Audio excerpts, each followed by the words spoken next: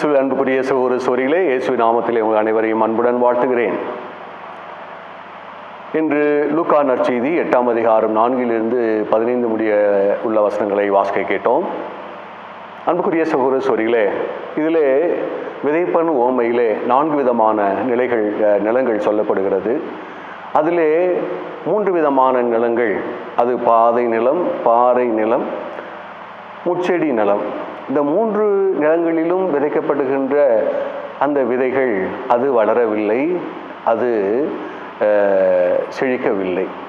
காரணம், பாதை நிலத்திலே போடப்பட்ட விதை அது பறவைகள் கவர்ந்து கொண்டது. பாதை நிலத்திலே விதைக்கப்பட்ட விதை அது அதிக ஆழம் இல்லாததால் அது கருகி போயின. முட்செடி நடுவே போடப்பட்ட விதை அது முளைக்கிறது. முட்செடி அதை அமுழ்த்தி அது வளர விடாமல் தடுத்து விடுகிறது. எனவே 4 விதமான நிலங்களில் 3 விதமான நிலங்கள் பலன் தராமல் போய்விட்டது. அன்புக்குரிய சகோதரிகளே, இந்த நிலங்கள் எதை குறிக்கிறது? ஆண்டுடைய வார்த்தையை கேட்பவருடைய மனநிலையை, அவர்களை அது குறிக்கிறது. பிரியமான சகோதரிகளே, ஒரு அரசு அதிகாரி இருந்தார். அந்த அரசு அதிகாரி காலப்போக்கிலே அவருடைய தனிப்பட்ட அலுவலக பிரச்சனையினால் குடிக்க ஆரம்பித்தார். அப்படியாய் குடிக்க ஆரம்பிக்க அவர் தொடர்ந்து தினந்தோறும் குடிக்க ஆரம்பிக்கிறார். பிறகு அலுவலக நேரத்திலும் குடிக்க ஆரம்பிக்கிறார். இதனால் அவர் சஸ்பெண்ட் செய்யப்படுகிறார்.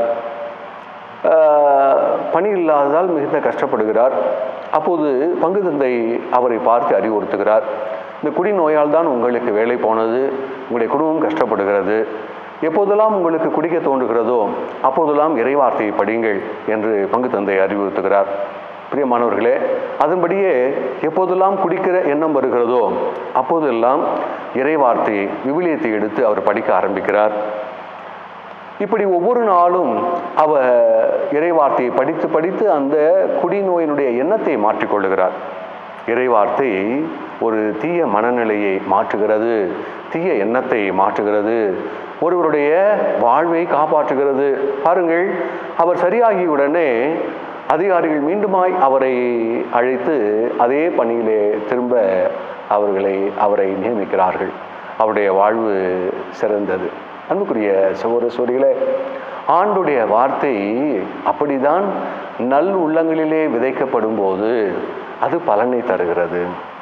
இந்த விதைக்கிற அந்த விவசாயி நல்ல விவசாயியாக இருந்தால் நல்ல நிலத்தில் மட்டும்தானே விதைக்க வேண்டும். ஆனால் அந்த பாறை, முட்செடி நிலங்களிலே விதைப்பதேன் நல்ல விவசாயி செய்வாரா? இது அனுபவமற்ற அறியாமை விவசாயி மாதிரி தானே தெரிகிறது. சிறு பிள்ளைகள் அள்ளி தெளிப்பது போல தானே தெரிகிறது. அன்புக்குரிய சகோதரிகளே, ஆண்டுடைய வார்த்தை அப்படியாய் நல்லோருக்கு மட்டும்தானே கொடுக்கப்பட வேண்டும். அவர்கள் வளர வேண்டும், வாழ வேண்டும் என்பதற்கு தானே கொடுக்கப்பட வேண்டும். ஆனால் ஆண்டவர் நீதிமான்களை அல்ல, பாவிகளையே அழைக்க வந்தேன் என்று ஆண்டவர் பாவிகள் பக்கமாய், நொறுங்குண்ட மக்கள் பக்கமாய், ஆண்டவர் பகைமைக்கும் நன்மை செய்ய சொல்கிற அன்பு கடவுளாய் அவர் இருக்கிறார். அவர் நல்லோர் மேலும் தீயோர் மேலும் கதிரோனை உதிக்க செய்கிறார். நீதி உள்ளோர் மேலும் நீதி அற்றோர் மேலும் மழையை பொழிய செய்கிறார். பிரியமான சகோதரிகளே, அப்படிப்பட்ட கடவுள் இந்த உலகத்தினுடைய இருளான பகுதியை, இருள் நிறைந்த மனிதர்களை விட்டுவிடுவாரா என்ன? எனவே அவர்களுக்கும் வாய்ப்பு கொடுக்கிறார், நமக்கும் வாய்ப்பு கொடுக்கிறார். நாமும் பாவிகள் தான், நமக்கும் அந்த வாய்ப்பை கொடுக்கிறார். அன்புக்குரிய சகோதரிகளே, நாம் எப்படியாவது ஆண்டுடைய வார்த்தையை கேட்டு மனம் திரும்ப மாட்டோமா என்று கடவுள் அந்த இறை வார்த்தையை கொடுப்பதிலே, அந்த விதைகளை விரயமாக்குவதிலே அவர் பொறுப்படுத்துவதில்லை. அன்பான சகோதரிகளே, அந்த விதைகள் விரயமாகிறது தான். அந்த விதைகள் விரயமாகிறது. கடவுளுடைய அன்பும் இரக்கமும் விரயமாகிறது. எப்போது பாவிகள் மனம் திரும்பவில்லையோ அது விரயமாகிறது தான். எனினும் கடவுள் அந்த அன்பை, இரக்கத்தை கொடுத்து கொண்டே இருக்கிறார்.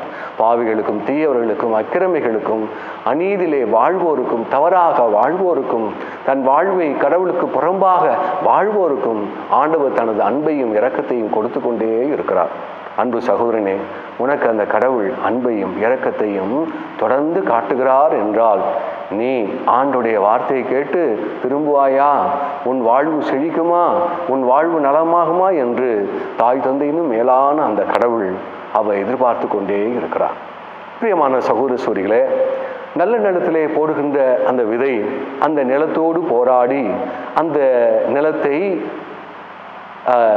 நல்ல நிலமாக அது 30, 60, 100 மடங்காக செழிப்படைய செய்கிறது.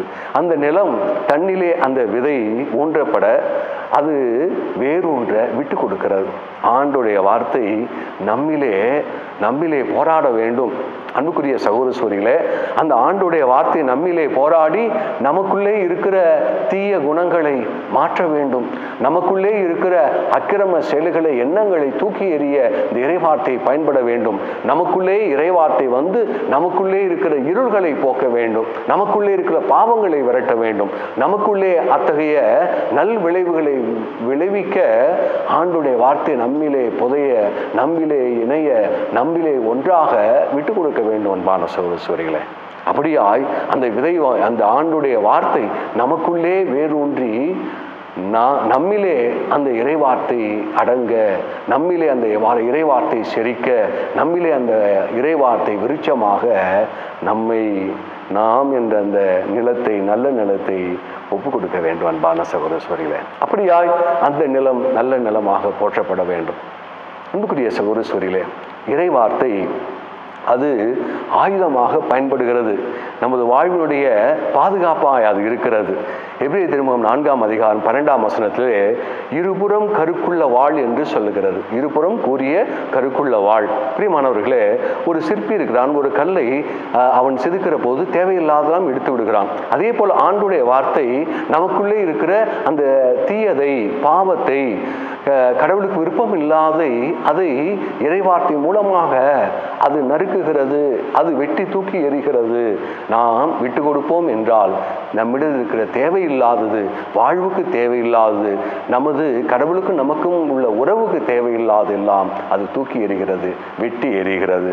எரேமியா 23ஆம் அதிகாரம் 29ஆம் வசனத்திலே இறைவார்த்தையை சம்மட்டி என்று சொல்லுகிறது. பிரியமானவர்களே, ஒரு கத்தியை கொல்லன் அதை சூடாக்கி அதை அடிக்கிறான். அது எவ்வளவு தூரம் பளபளப்பாக, எவ்வளவு தூரம் கூர்மையாக வேண்டுமோ அவ்வளவு ஷார்ப்பாக, அவ்வளவு தின்னாக, அவ்வளவு அதை மெலிதாக அவன் அடித்து அவ்வளவு நேர்த்தியாக. அப்ப எவ்வளவு தூரம் அந்த சம்மட்டி அது மேலே படுகிறதோ அவ்வளவு கூர்மையாகிறது, அவ்வளவு மெல்லியதாக, அவ்வளவு அது ஷார்ப்பாக, அது நல்ல பயன்பாடுள்ள கருவியாக மாறுகிறது இல்லையா? சம்மட்டி அது பயன்பட இது நல்ல கருவியாகிறது, பயன்படுத்தப்படும் கருவியாகிறது. அன்புக்குரியவர்களே, அப்படியாய் சம்மட்டியான அந்த இறைவார்த்தை நமக்குள்ளே அடிக்க, நமக்குள்ளே அது வர வர நமது வாழ்வு கடவுளுக்கு உகந்த நல்ல கருவியாகிறது. எபேசியர் 6ஆம் அதிகாரம் 17ஆம் வசனத்திலே கடவுளுடைய அந்த வார்த்தை போர்வாள் என்று சொல்லுகிறது. பாருங்கள், அந்த காலத்திலே போர் புரிய வாழ் எடுத்து செல்வார்கள் இல்லையா? அப்படியாக அந்த போரிலே கையிலே வாழ் வைத்திருக்கிறவன் தைரியத்தோடு போராடுவான். எதிரிகளை அவன் தாக்க அவன் கையிலே வைத்திருக்கிற போர்வாள் அவனுக்கு ஒரு சக்தியை, ஒரு வீரத்தை, ஒரு தைரியத்தை கொடுக்கிறது இல்லையா? ஆண்டுடைய வார்த்தை நமக்குள்ளே அது இருக்கும்போது நமக்கு தைரியத்தை கொடுக்கிறது. அந்த ஆண்டுடைய வார்த்தை நம்மிலே இருந்து இந்த உலகத்தோடும், தீயவர்களோடும், தீமையோடும், இருளோடும், பாவத்தோடும், சாத்தானோடும் போர் புரிய அது போர்வாளாக இருக்கிறது. அன்புக்குரிய சகோதர சகோதரிகளே, அப்படியாய் யாரை விழுங்கலாமோ என்று கர்ஜிக்கிற சிங்கம் போல அந்த சாத்தானை வீழ்த்தவும், அவனுடைய சோதனை என்னும் கணைகளை தடுக்கவும் இறைவார்த்தை நமக்கு பயன்படுது. அன்பான சகோதர சகோதரிகளே, ஆண்டவரிடத்திலே நாம் ஜெபிப்போம். ஆண்டவரே, என் வாழ்க்கையை நல்ல நிலமாக மாற்றும் ஆண்டவரே. உமது விதை என்னும் இறைவார்த்தை எனக்குள்ளே வேரூன்றி அது 100 மடங்காக, 30, 60 மட்டுமல்ல, 100 மடங்காக பலன் கொடுக்க என்னை ஆசீர்வதியும் ஆண்டவரே என்று தொடர்ந்து திருப்பலியிலே நாம் ஜெபிப்போம்.